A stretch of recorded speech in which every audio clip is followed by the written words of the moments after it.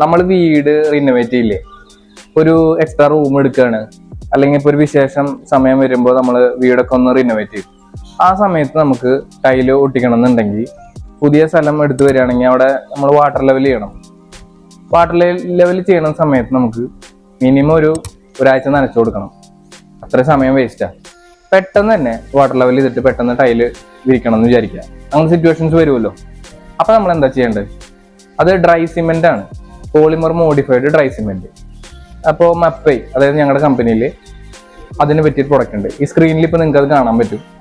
ഈ പ്രോഡക്റ്റ് ഒരു pure fast setting സ്ക്രീഡ് എന്നാണ് അതിനെ പറയാ.